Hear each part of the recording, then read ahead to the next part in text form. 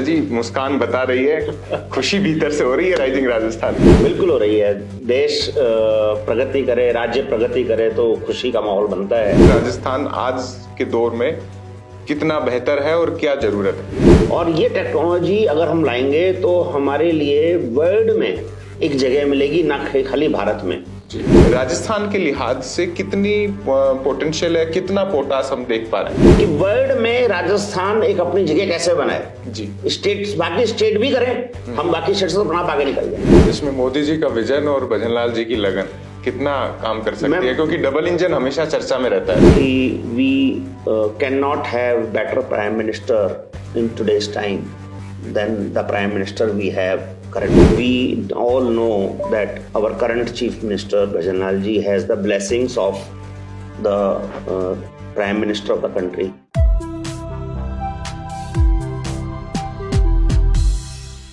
Rising Rajasthan उम्मीद भर रहा है उस मरुधरा में जहां सूखी रेत पर उद्योगों की हरियाली दिखाई देगी।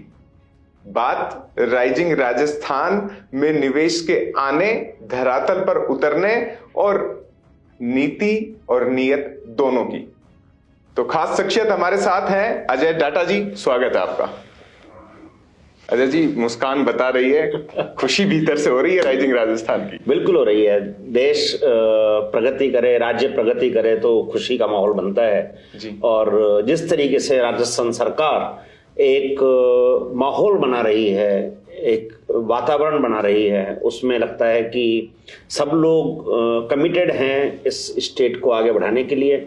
और जिस तरीके से पूरा एंटरप्रेन्योर इकोसिस्टम जी लगा है, स्टार्टअप इकोसिस्टम इन्वॉल्व है, गवर्नमेंट की मशीनरी पूरी इन्वॉल्व है, तो मुझे लगता है कुछ बेहतर रिजल्ट्स और बेहतर होने की संभावना है। जी, जब राजस्थान में उद्यमिता की बात होती है तो डाटा ग्रुप का अपना एक अलग स्थान है। आप उस पूरे ग्रुप को भी संभाल रहे हैं, साथ में देश दुनिया में आईटी तकनीक के लिहाज से क्या नवाचार हो रहे हैं, या सीधे शब्दों में मैं यूं कहूं कि बढ़ते हुए भारत, आधुनिक भारत की जो असली पहचान है तकनीक, उसके मास्टरमाइंड माने जाते हैं। तो इस राजस्थान के लिए जब उद्योग आ रहा है तो तकनीक तो सहयोगी होगी।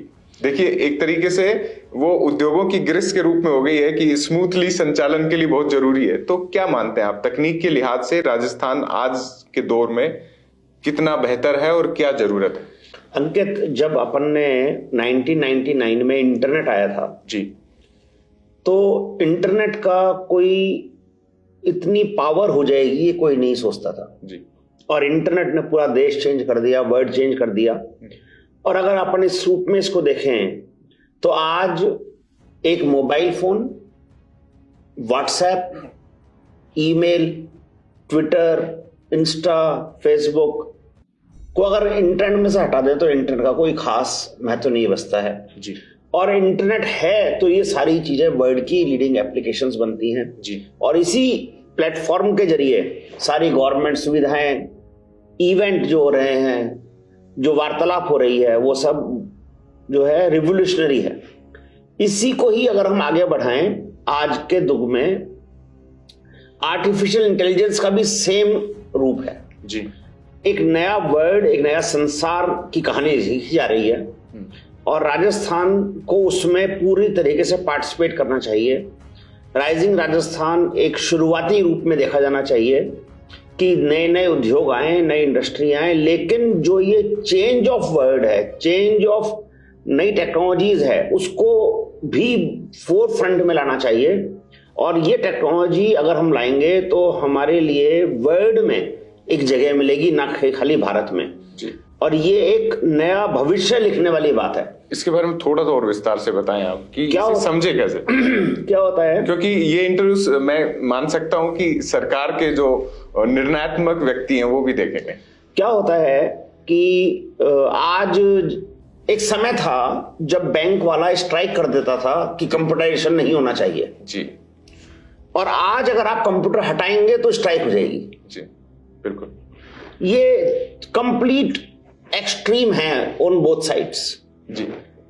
एक ये एग्जांपल दिमाग में रखें, एक एग्जांपल दिमाग में रखें कि आज संसार में कोई भी ग्रोथ बिना इंटरनेट के संभव नहीं है जी। अगर आप इंटरनेट को अलग कर देंगे अपनी एक्टिविटीज में से तो शायद आप ग्रोथ की संभावनाओं को बिल्कुल दूर कर देंगे। आपका और हमारा इंटरव्यू भी इंटरनेट के जरिए देखा जाएगा, है ना। तो ये भी बात खत्म हो जाएगी जी। को असंभव है आज की तारीख में बात करना। एफिशिएंसी लाना, एक्यूरेसी लाना, अकाउंटेबिलिटी लाना, ट्रांसपेरेंसी लाना, ये सब टेक्नोलॉजी से संभव है। आर्टिफिशियल इंटेलिजेंस इस सारी ताकत को 100x कर देता है जी। तो आप ये मानिए कि कोई जना तो बैलगाड़ी में चल रहा है, कोई जना कार में चल रहा है और कोई जना हवाई जहाज से चल रहा है, तो आप उससे फाइट कैसे करेंगे जी। तो आपको भी हवाई जहाज में तो आना पड़ेगा, बिल्कुल लड़ाई लड़नी है तो वो जो देश हैं, अदरवाइज जो राज्य हैं, वो आपसे बहुत तेजी से आगे निकल जाएंगे जी। आर्टिफिशियल इंटेलिजेंस एक ऐसी टेक्नोलॉजी है जिसमें सोचने की शक्ति है। ये वर्ड में पहली बार आई है जी। जो सिर्फ एक इंसान के पास हुआ करती थी शक्ति कोई डिसीजन लेने के लिए कि वो सोच सकता था, ये हमको मशीन से अलग करता था जी। Artificial intelligence is a technology which allows machines to think. तो मशीन थिंक करके एक चिट्ठी बना सकती है, एक वीडियो बना सकती है, डिसीजन ले सकती है, एजेंट बन सकती है। और आने वाले समय में, ये 2030-35 की बात नहीं कर रहा हूं मैं, 2025-26 की बात कर रहा हूं जी। हम ऐसे चेंजेस देखेंगे हमारे सामने जो आपके लिए एक सपने जैसी चीजें होंगी जी।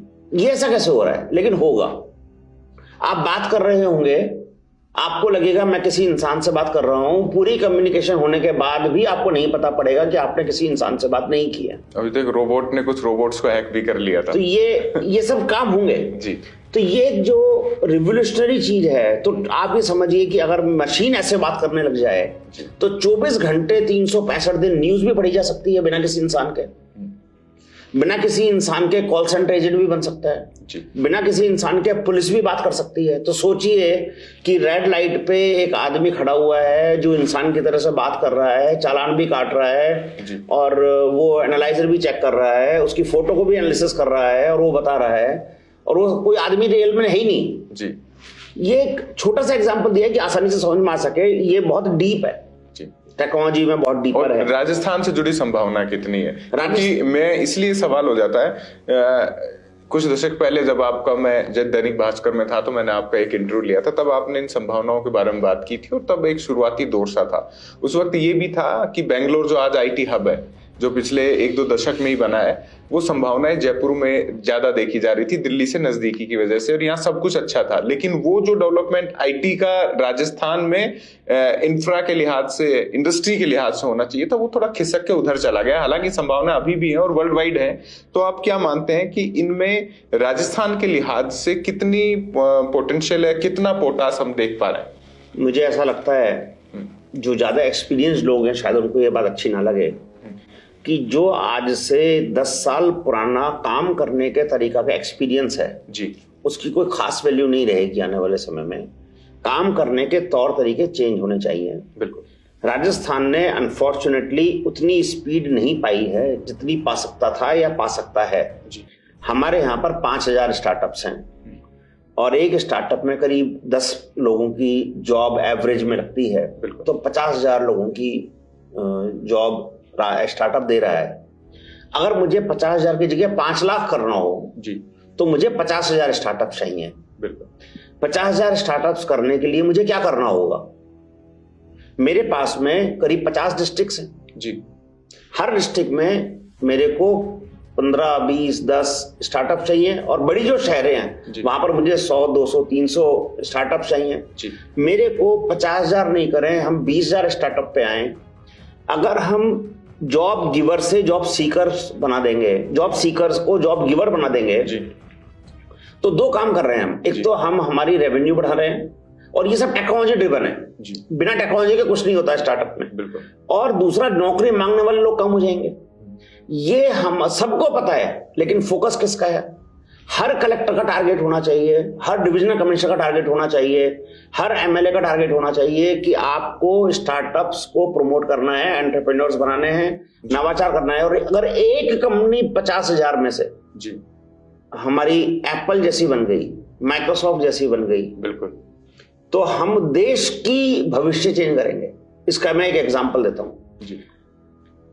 मैन, MAN, सबको ध्यान रह जाएगा इसलिए मैंने ये एक्रोनियम बना रखा है जी। MAN। M मतलब माइक्रोसॉफ्ट, A मतलब एप्पल, N फॉर एनवीडिया। जी तीनों कंपनियां 4 ट्रिलियन की हैं। बिल्कुल, हमारा देश है 4 ट्रिलियन का, एक एक कंपनी वो 4 ट्रिलियन की है। 12 ट्रिलियन की 3 कंपनियां हैं अमेरिका में, 30 ट्रिलियन में उनका एक कंट्रीब्यूशन है। बिल्कुल। अब आप आ जाइए आगे, ये मार्केट कैप है उनका। अब आ जाइए बाकी की 3 कंपनियां, ये 4 कंपनियां बाकी की जिनकी 3-3 ट्रिलियन है, जिसको हम बोलते हैं फैंग, FANG। जी। Facebook, Amazon, Netflix and Google. जी। ये 3-3 ट्रिलियन का मार्केट कैप है। 4 कंपनियां 3-3 ट्रिलियन की, 12 ट्रिलियन।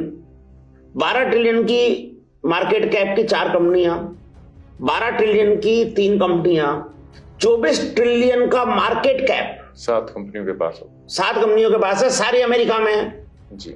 हम 3 ट्रिलियन की जीडीपी पे बैठे हैं, 3.8 ट्रिलियन की जीडीपी पर। हमें कंपनियां ही तो चाहिए हमको आगे बढ़ाने के लिए। जी। अगर हम कंपनियां, जो चीज हमको पता है कि कंपनियां बढ़ेंगी तो ही हमारा सब कुछ है, बिल्कुल, तो उस पे ही हमारा फोकस होना चाहिए और उसी में से ही हमें सोचना चाहिए कि इनके लिए क्या करें।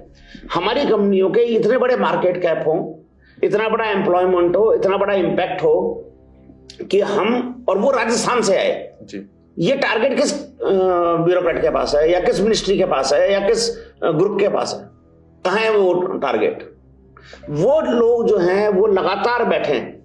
इसलिए ये जरूरत है कि संवाद हो और उसके ऊपर एक टारगेट बने और उसके ऊपर अगले 3, 4, 5 साल जी। पूरे तरीके से इस काम पे लगाए जाएं कि अब भारत में ही नंबर 1 नहीं बनना है हमारे को। जी। भारत तो हमारा बहुत छोटा सा टारगेट हो जाएगा। हमें तो वर्ल्ड के हिसाब से सोचना है कि वर्ल्ड में राजस्थान एक अपनी जगह कैसे बनाए। जी। स्टेट, बाकी स्टेट भी करें, हम बाकी स्टेट से तो अपना आगे निकल जाएंगे। तो we have to work on technology to the deep tech, do foundational work, completely rewrite the story. We are entering into a new world. जी। इसमें मोदी जी का विजन और भजनलाल जी की लगन कितना काम कर सकती है, क्योंकि डबल इंजन हमेशा चर्चा में रहता है। मैं ऐसा मानता हूं जी, मेरा अपना विचार है कि we can not have better prime minister in today's time than the prime minister we have currently, and we all know that our current chief minister Bhajanlal ji has the blessings of the prime minister of the country. मेरे को ऐसा लगता है कि इसीलिए राजस्थान के पास बहुत बड़ी अपॉर्चुनिटी है अपने आप को रीराइट करने की जी, और अपने आप को बहुत आगे निकालने की। जब हमारे प्राइम मिनिस्टर पूरे वर्ल्ड में घूमते हैं, वो क्यों जाते हैं? देश आगे जाना चाहिए जी। देश हमारा तरक्की कैसे करे, देश में इन्वेस्टमेंट कैसे आए, देश की हमारी जियोपॉलिटिकल सिचुएशन कैसे सुधरे, यही टारगेट है ना। यहां पर राजस्थान का भी हमारा यही होना चाहिए कि राजस्थान की जो एंटरप्रेन्योर इकोसिस्टम है उसको हम कैसे एम्पावर करें, सेंट्रल की ताकत यूज में करें। प्राइम मिनिस्टर सर की पूरी ब्लेसिंग है, तो इससे बेटर माहौल, इससे बेटर अपॉर्चुनिटी मेरे को लगता है आजादी के बाद राजस्थान को आज तक नहीं मिली जी।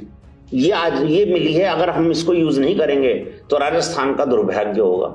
इससे better opportunity, timing, and the world is getting rewritten because of the technology. So level playing field है। बेंगलोर हमसे आगे नहीं है एआई में जी, हमसे आगे कोई नहीं है, जरा सा फर्क है 19-20 का सब में। तो हम बहुत बड़ी लीप फ्रॉग कर सकते हैं from here on the power of technology with the support of the centre. जी। एक सवाल और आ जाता है इसमें कि सरकार ने पहले साल में करके दिखा दिया है कि हाँ, हम इतना बड़ा टास्क ले सकते हैं, और इंडस्ट्री जो मोटे तौर पे अगर बात करें तो 1% लोगों तक सीधे डायरेक्टली टच होती है। ये मतलब ये कोई पॉलिटिकल इशू नहीं है, स्टेट के हित का है। तो इसको पहले साल में किसी सरकार ने पहली बार लिया है, इसको एज ए इंडस्ट्री लीडर आप कैसे देखते हैं? ये बहुत बड़ी बात है, और मैं हमेशा ये मानता हूं सरकार चाहे तो क्या नहीं हो सकता जी, चाहने पे ही सब कुछ है।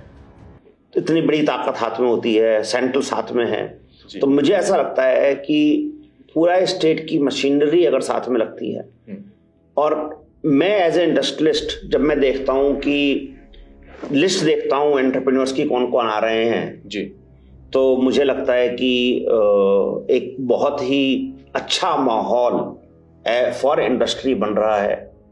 20 लाख करोड़ के आसपास के एमओयू हैं, मैंने सुना है बढ़ गया 30 लाख हो 30 लाख करोड़ के आसपास एमओयू हैं।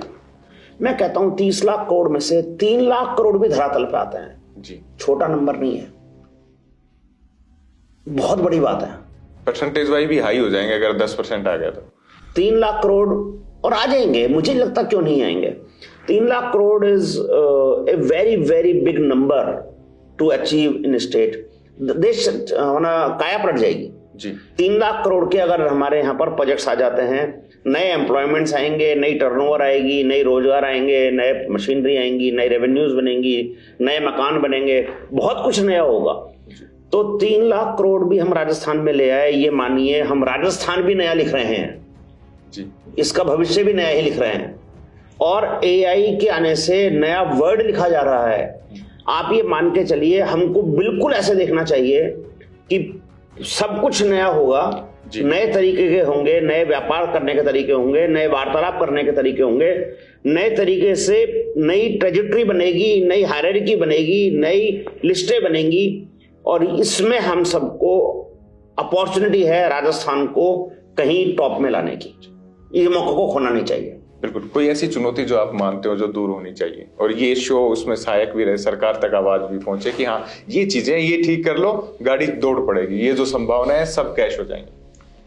मुझे ऐसा लगता है कि थोड़ा वार्तालाप जो है और चुने हुए ग्रुप्स बनने चाहिए जी।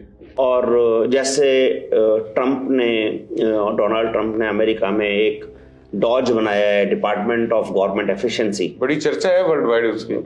मुझे लगता है कि यहाँ पर एक डिपार्टमेंट नहीं, ऐसे 4-5 नए department with the involvement of retired bureaucracy, experienced entrepreneurs, experienced thinkers, thought leaders, इनका एक बनना चाहिए 4-5 डिपार्टमेंट्स अलग अलग, जो गवर्नमेंट के साथ में मिलकर के थिंक टैंक बनाएं और उसको हम एग्जीक्यूट करने पे लगाएं जी।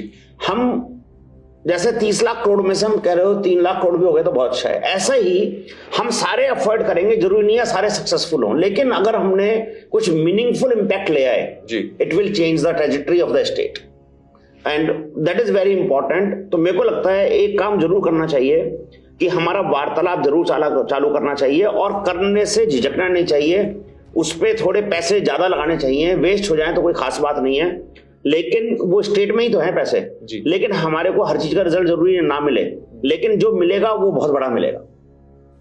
तो राइजिंग राजस्थान में बहुत सारे मित्र भी आपके आ रहे होंगे मेरे हिसाब। बिल्कुल आ रहे हैं। तो क्या मैसेज उनके लिए कि आओ जी राजस्थान आए, इन्वेस्ट करें, बेस्ट माहौल है, यहाँ की सरकार जो है बहुत पॉजिटिव है, इतना बड़ा इवेंट हो रहा है, और इस अपॉर्चुनिटी का सब लोग फायदा उठाएं, ज्यादा से ज्यादा इन्वेस्टमेंट करें, और अगर कोई दिक्कत हो तो सरकार के जो डिपार्टमेंट्स हैं उनसे संपर्क करें। मुझे लगता है बहुत ही पॉजिटिव माहौल है, और सेंट्रल गवर्नमेंट डायरेक्टली मॉनिटर करती है, स्टेट गवर्नमेंट डायरेक्टली मॉनिटर करती है, तो you will have the best opportunity of the previous times in Rajasthan for the great future.